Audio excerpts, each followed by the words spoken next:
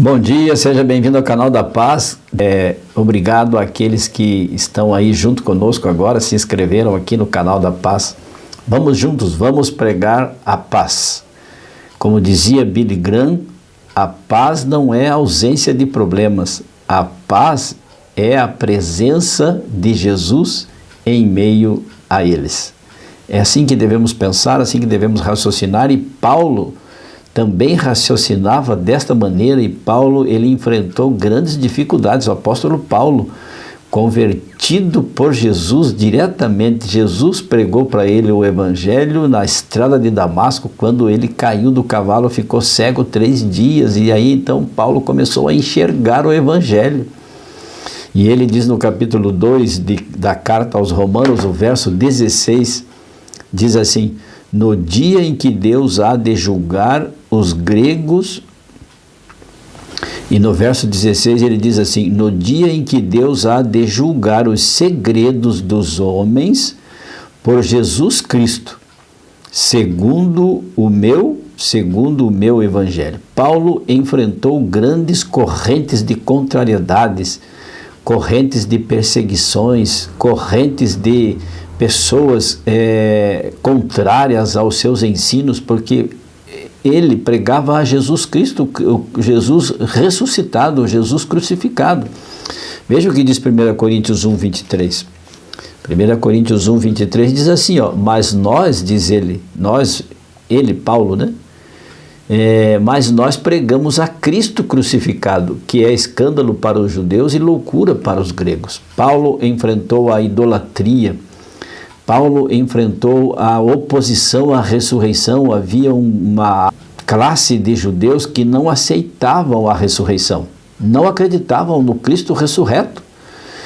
Outros acreditavam em politeísmo, ou vários deuses. Os gregos, por exemplo, né, a doutrina, a cultura helênica rejeitava os ensinos de Cristo sobre Cristo, um Cristo que salva, um Cristo perdoador.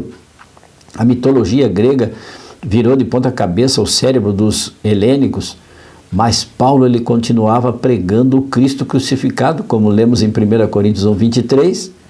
Por isso Paulo dizia assim: no dia em que Deus há de julgar os segredos dos homens por Jesus Cristo, segundo o meu evangelho. Será que Paulo tinha um evangelho próprio? Ele estava criando uma igreja, um evangelho segundo o entendimento dele? De maneira alguma. Paulo pregava o Cristo crucificado. É que os judeus e muitos gentios e os gregos não aceitavam a pregação do evangelho, não aceitavam a Cristo Jesus, tanto que também o crucificaram. Este é o evangelho que Paulo pregava. É deste evangelho que está aqui registrado no Novo Testamento, os 4 evangelhos que convergem para toda a palavra de Deus, porque a palavra de Deus não se contradiz, a palavra de Deus não muda, Deus é imutável.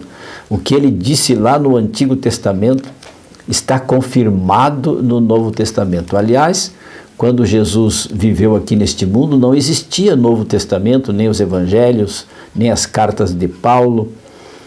Posteriormente é que foram escritas, e também os evangelhos foram escritos depois da ascensão de Cristo. Portanto, Cristo confirmou os evangelhos lá do Antigo Testamento, porque lá em Zacarias, lá em Oséias, Isaías, já estava prefigurada a chegada do evangelho. O evangelho é uma pessoa, o evangelho é salvação, é boas novas de salvação que está centrada em Jesus Cristo.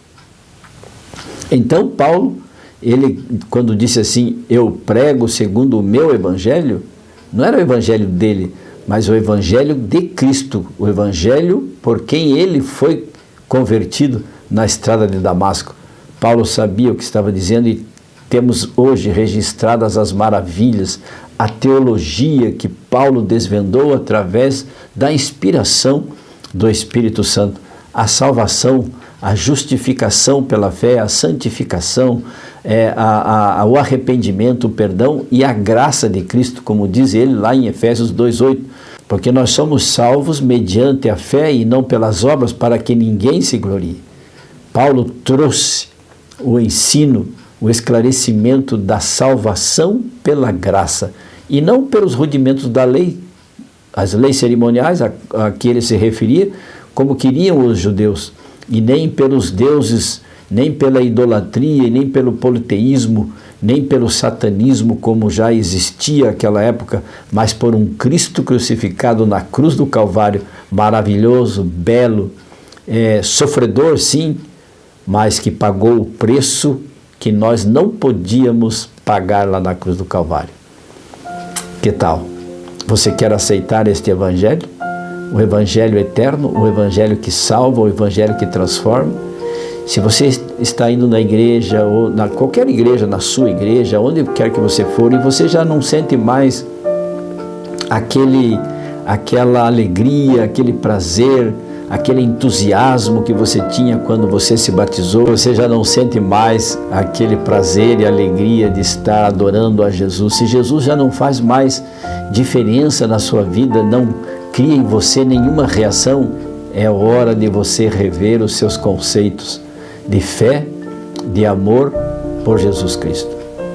Se nós não sentimos mais nada pelo que Jesus fez por nós lá na cruz do Calvário, é sinal, é sintoma de que a nossa fé está se acabando, de que o nosso cristianismo já não existe mais dentro de nós. E é hora de você reagir, é hora de você entregar a sua vida a Jesus e pedir perdão para Ele. Dizer assim: Senhor Jesus, me perdoe por eu estar sendo tão ingrato ao Senhor, por não reconhecê-lo mais em meu viver, por não ter vontade e nem desejo de ir adorar-te, cantar ao Senhor. As redes sociais têm me ocupado todo o meu tempo, toda a minha mente, e a minha mente está tomada por esta enchente, por esta poluição de informações e de notícias e de loucuras que a internet tem publicado, tem veiculado nas redes sociais. Peça perdão para Jesus. Ele entende você, Ele te aceita, Ele te abraça e Ele te perdoa. Vamos orar? Jesus entre em nossa vida, para que Jesus habite em nosso viver, para que Ele transforme as nossas vontades, os nossos desejos e nos dê um coração sensível, amoroso e perdoador, um coração novo, santificado e salvo. Feche os seus olhos. Se puder, incline a sua fronte e vamos orar. Senhor meu Deus, nos perdoe, por favor, se temos nos distanciado do Senhor, se temos andado de costas para o Senhor, se a sua pessoa maravilhosa, o sofrimento da cruz, a crucifixão, a história da redenção lá no Gólgota não tem mais surtido efeito em nossas vidas. Por favor, Senhor Deus, nos reanime.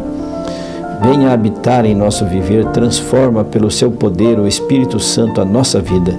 Assim é que nós oramos, queremos estar com o Senhor, andar nos seus caminhos, fazer a sua vontade e não a nossa. Oramos, rogamos a sua presença, clamamos em nome e pelo poder de Jesus, agradecidos, oramos. Amém. E lembre-se, amigo, amiga, aquele que ouvir a palavra de Deus, este habitará seguro, em paz, tranquilo e sem temor do mal. Fique com Deus. Amo vocês. Tchau, tchau.